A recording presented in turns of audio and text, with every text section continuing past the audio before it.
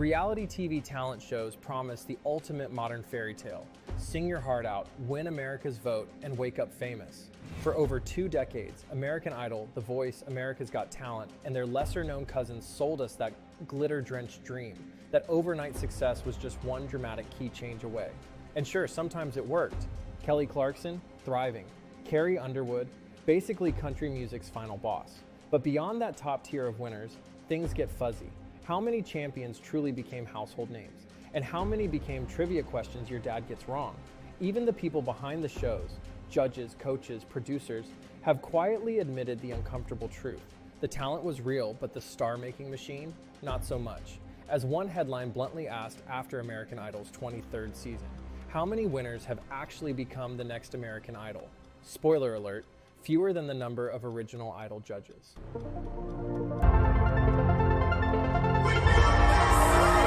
So today, we're digging in. From the artists still grinding in the shadows, to the ones who briefly touched the spotlight before being swallowed by algorithmic indifference. From the faces that disappeared faster than you can say contract dispute, to the ones who lost, but somehow won bigger than anyone expected. Some are thriving, some are busking, some, let's be honest, you haven't thought about in a decade. Let's change that. There was a time when we cared, deeply, not about politics, not about world events, but about who could belt out a power ballad better on live television. We sat on our couches, phones in hand, voting like the fate of Western civilization depended on it. Teen prodigies, Southern charmers, gospel powerhouses. We clawed, we chained our hearts and we jumped. These weren't just contestants, they were gladiators in the sparkly coliseum of pop culture. And for one glittery moment, they truly looked like the future of music. But what happens when the confetti settles and the cameras pack up? What happens after the dream montage ends? Take Clay Aiken. Yes, that Clay, the almost winner of American Idol Season 2, known for his signature earnestness and the eternal question, wait, didn't he win? He didn't, but somehow he outlasted half the winners. His debut album went double platinum, Broadway called, and then, because why not, Congress. You might wonder what would qualify me to run. Well, it starts with a life I remember all too well. Because when life doesn't hand you a Grammy, just aim for the US Capitol. It's only slightly more forgiving. Then there's Kellie Pickler, 6th place but full of firsts. She leaned into the whole sweet Southern charm thing so hard it turned into a brand, one that included country hits, a Dancing with the Stars trophy, a talk show, and enough public goodwill to survive in an industry that usually eats blondes for breakfast. She didn't reinvent the wheel, she just kept it rolling, in heels. And while they never set the charts on fire post-victory, Javier Colon and Tessanne Chin, both winners of The Voice, remained committed to the grind. Javier had the voice, the buzz, the celebrity coaches backing him.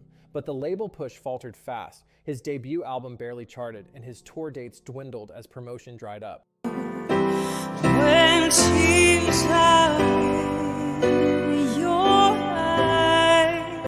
Tessanne's rendition of Bridge Over Troubled Water brought tears nationwide and shot up iTunes charts overnight. But the follow-up? Her album Count on My Love was barely marketed and sold under 7,000 copies in its first week. Yet both artists kept singing, kept performing, kept creating. They didn't trend, but they endured. What all of these stories show, painfully, poetically, is this: not becoming a household name doesn't mean you failed. Because talent shows hand out votes, not guarantees. And fame? Fame is a rigged game, especially when it's attached to a network contract and a rushed debut single. They're not trending, not headlining festivals, not guest starring on late night talk shows, but they're there.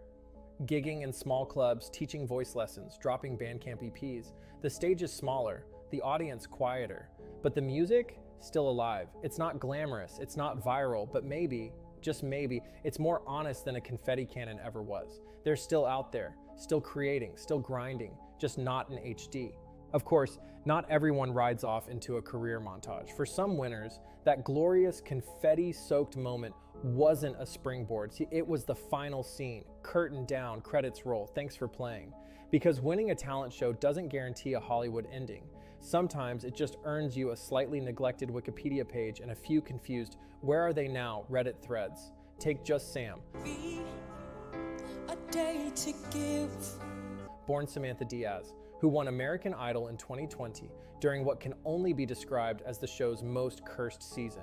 No audience, no tour, no roaring applause, just a laptop webcam, a Zoom delay, and a global pandemic. She won without ever touching a real stage and parted ways with her label before dropping an album. By 2022, headlines told a very different story. Sam had been spotted busking in New York City subways, singing for tips. No PR team, no glam squad, just raw talent and a Metro card. Winning a reality show didn't automatically equate to success, she said. No auto-tune, just truth. And then there's Kevin Skinner, the soft-spoken chicken farmer from Kentucky who won America's Got Talent in 2009.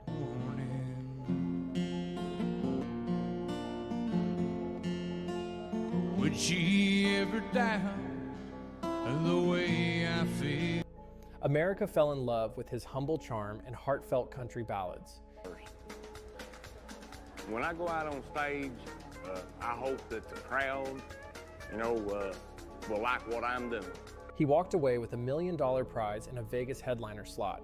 But after the curtain dropped, so did the spotlight. Skinner gradually disappeared from the public eye, with little known about his current life.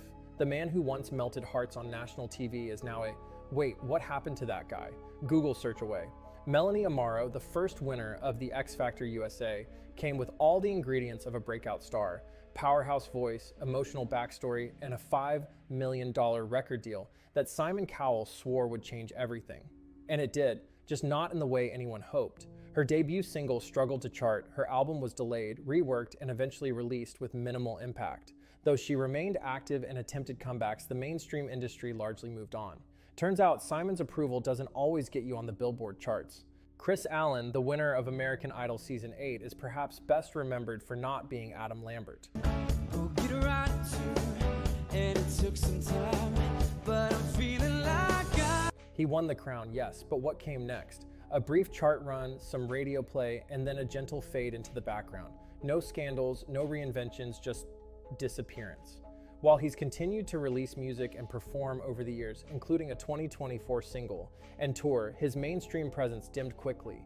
Even die-hard Idol fans have to Google him to remember he won.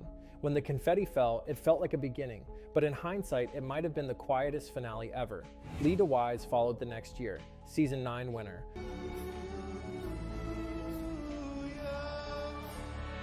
Acoustic guitar, raspy charm, classic underdog appeal. He had the fan base, the votes, the stage, but his debut album landed with a corporate thud. The label didn't know what to do with him, and it showed. He was dropped quietly, like a meeting that could have been an email. He's still making music, yes, but the spotlight left the building a long time ago. And finally, Alex and Sierra, whispery, folksy, adorable. They won Season 3 of the X Factor USA with acoustic covers and couple energy. Fans were convinced these two would be the next indie pop power duo. Instead, their debut album sank with barely a ripple, suffering from a lack of label enthusiasm and muddled promotion. They eventually broke up, romantically and professionally, and now exist mainly as a nostalgic YouTube thumbnail. Their biggest legacy, a cover of Toxic with 50 million views and 0 follow-up, a haunting echo of what could have been. Because for every Carrie Underwood or Kelly Clarkson who went from stage to superstardom, there are far more Sams, Kevins, Melanies, Crazies, Lees, and Alex and Sierras, winners who vanished after the final vote. No scandals, no meltdowns, just the slow, awkward fade of public interest. Turns out confetti doesn't guarantee longevity. Sometimes the best moment of your career is the one where Ryan Seacrest says your name and then never calls again. But for others, that silence becomes the space where they start building something real. In the grand tradition of reality TV plot twists, here's the best one yet. Some of the biggest stars to ever come out of talent shows didn't win. They didn't even come close. They were voted off, forgotten, or written off, only to return as icons. Because while glitter fades and trophies gather dust, freedom builds legacies. Start with Jennifer Hudson. That blows no good, yeah. American Idol Season 3 didn't even make the top 6. America voted her off, and the nation collectively screamed into the void. But she didn't just bounce back, she detonated. Dreamgirls, Oscar, Grammy, Tony, Emmy, and EGOT people. Jennifer Hudson got booted off Idol and won Showbiz. Try announcing that with dramatic lighting and Ryan Seacrest whispering your name. Then there's Chris Daughtry, rocker, runner-up, and arguably the guy who made losing look sexy. Oh, the lonely days are gone. I'm coming home. Fourth place on Idol Season 5. Didn't cry, didn't crumble, just casually formed a rock band, named it after himself, and outsold the actual winner several times over. His debut album went platinum 4 times. Grammy noms followed. He built a blueprint for post-reality success. Skip the win, keep the momentum, avoid the contract hell. Is Adam Lambert up and coming? Here we go. Adam Lambert, same story, new genre. Runner-up in Season 8 and still probably the only contestant whose rejection led to a gig with Queen. Yes, that Queen. Freddie Mercury's Queen. He didn't win Idol. He inherited a throne. Since then, he's toured the world, dropped solo projects, headlined arenas, and become a symbol of theatrical power pop done right. And the guy who beat him? Look, we're sure Chris Allen is lovely, but be honest, who's still selling out stadiums? Jackie Evancho is a different flavor of runner-up.